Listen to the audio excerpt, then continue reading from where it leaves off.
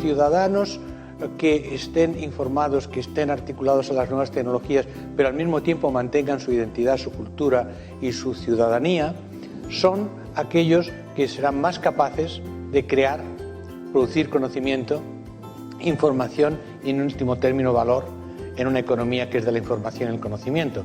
Bueno, yo la verdad discutiría el concepto de sociedad virtual, sociedad real. Creo que la virtualidad en la que vivimos es una de las dimensiones fundamentales de nuestra realidad.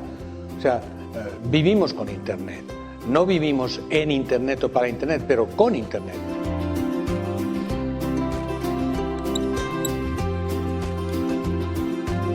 We're in a moment of time in which our society is undergoing profound and prolonged change. Technological change, cultural change, economic change, political change, and education has to prepare kids not for the world that was, but the world that will be.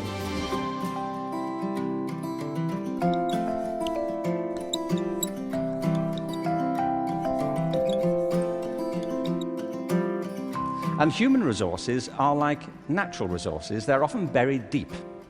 You have to go looking for them. They're not just lying around on the surface. You have to create the circumstances where they show themselves. And you might imagine education would be the way that happens, but too often it's not. Every education system in the world is being reformed at the moment, and it's not enough. What we need, and the word's been used many times during the course of the past few days, is not evolution, but a revolution in education.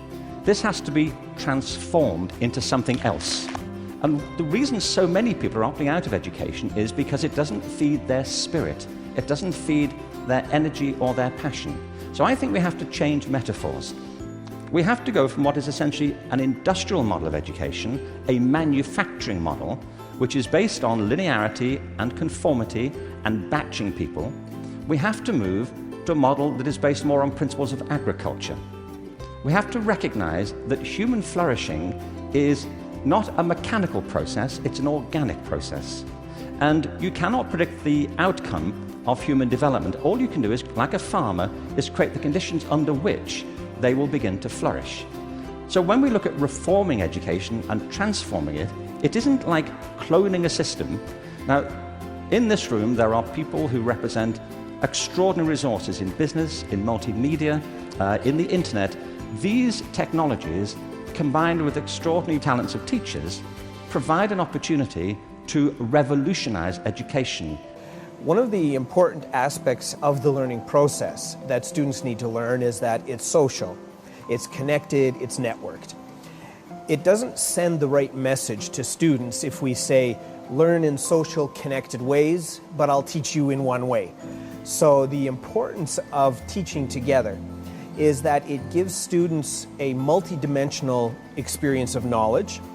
It teaches students the importance of being connected and collaborating with others in activities that we're involved in. What's different today, I think, is that the knowledge pieces are fragmenting more rapidly, and there's more fragments than there used to be. So what used to be, let's say, a 200-page textbook might today be a 5-minute video on YouTube or a 10-minute lecture on a different site. So the knowledge pieces are smaller now than they perhaps were in the past. But the interesting thing is, once your knowledge pieces become smaller, there are more configurations available. So if you have 5 pieces of information, you can connect them a certain number of ways. So that's where we need to test the validity of the knowledge coherence that we're making. But all of these, again, are part of this process of being networked and connected, and we form new ideas, and we challenge those ideas through those networks. In a classroom, you can have students start playing with video recordings and remixing videos, and you can teach them how to begin to learn or function in a social network that maybe includes students from other cities. Now, none of these things mean you have to change your curriculum yet. These are all systems that allow you to change the teaching and learning process.